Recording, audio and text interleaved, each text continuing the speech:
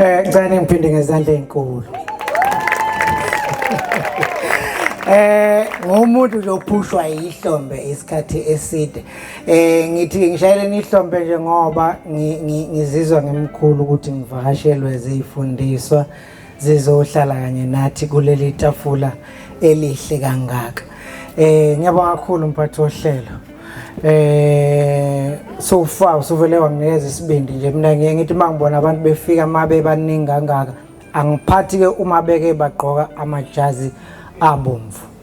Bengicelile nje impela ukuthi mawugqoke nje ijazi elibomvu ngisacela ukuthi uze ngapha ngoba ngisuke ngikusaba okokuqala lokho.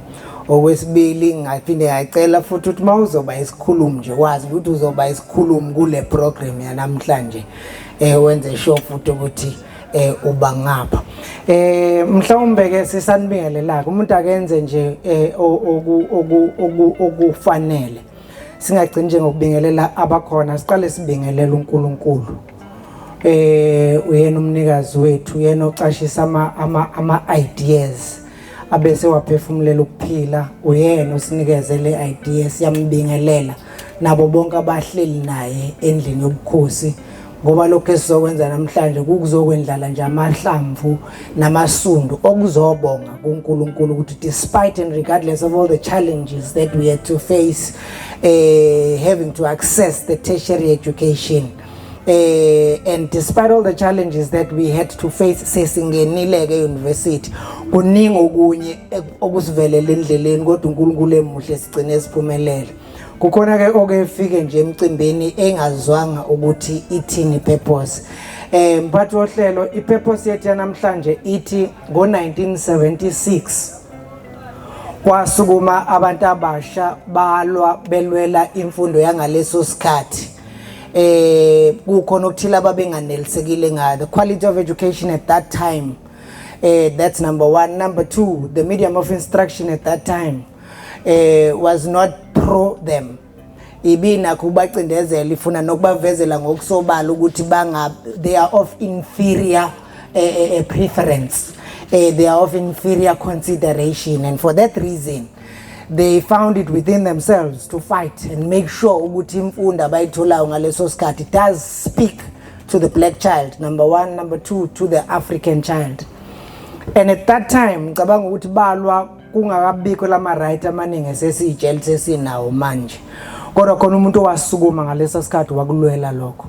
Mhlawumbe ke sekungayiphutha kithi ukuthi bethi sebeyilwela inkululeko yokuthi sikwazi ukukhuluma bese singakhuluma, or uma sikhuluma sikhulume sibhede, sikhulume sixove, sikhulume siqhathe, sikhulume sibulale.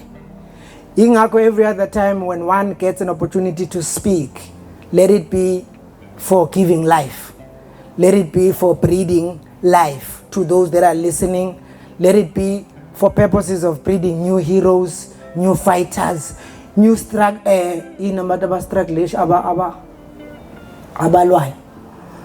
but yeah, strikers, whatever. You are here. You didn't see about best guys, but for now we'll put me there come fast.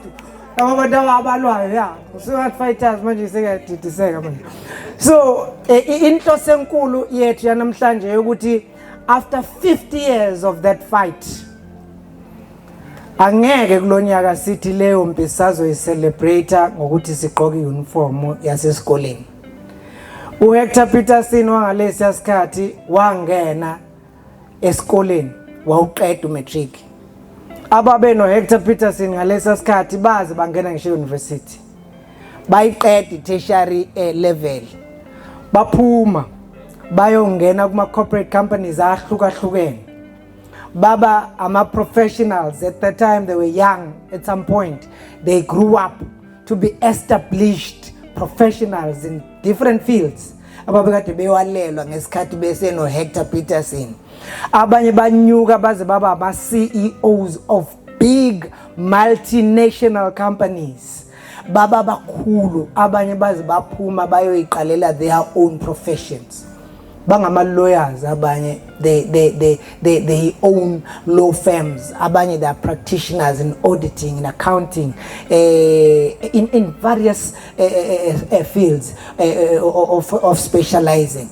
and asikwazi ukuthi mangabe kuukuthi uHector Peterson uyasilunguza namhlanje asilunguze sagqoka iuniform yesikole sikhethile nje ukuthi Hector ake usibuke ukuthi sinjani njengoba singena lapha nje sithi Hector this is where we are now we are graduates sicela sishayeleni izandla enkulu we are graduates so inhloso ke enkulu MC wethu bekuzo celebrate lokho that's number 1 and all the benefits of education we are rubbing shoulders with professors in this very house we are rubbing shoulders with doctors in this very platform we've got friends in different aspects but I always tell people I'm not a lawyer but I've got friends in law I'm not a politician but I've got friends in politics we've got relatives in different areas where a black child would never even be allowed to access and because of such struggles we are here now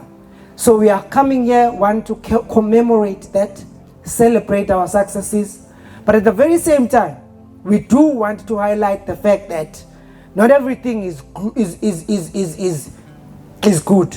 Not everything is shining with this very education. There's quite a number of other things that are still going to be done or have to be done, including a high rate of unemployment of the very same graduates we are talking about.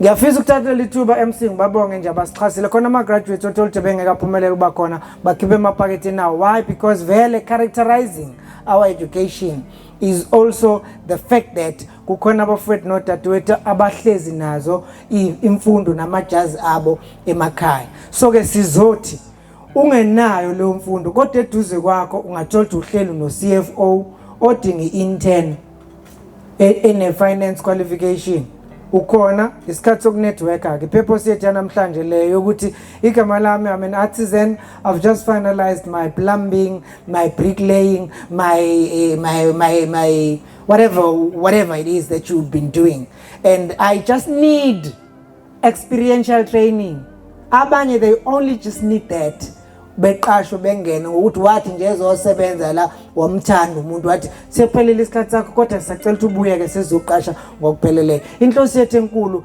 ileyo ukuzonikeza udumo 1 kuNkulunkulu ngokuzivusela lawa amaqhawe nokuzombonga futhi ukuthi manje uzophinda senzele kanjalo phakathi kwethuke sinabantu abakhulu esibamemile abazohlanganyela kanye nathi imphathi wohlelo engizokwethulela bona uma sengenza introduction of dignitaries ukuze ubone ukuthi lo mcimbi sikuwona mkhulu kangakanani angizukwazi ngisho ukubasho bonke ngesizathu esisodwa cishe wonke umuntu olapha ngaphakathi uyidignity akekho umuntu la ongeyona idignity ngenxa yesikhathi ngizokhetha nje labo abambalwa ukuveza ubukhulu nobungako babafowethu nodadewethu abazosupporta le infelelelelele initiative enjengale angikwazi ukuvala le purpose MC ngingazange ngithi ngicela ukunibonga abafowethu kakhulu from the bottom of my heart for sharing with me in this vision.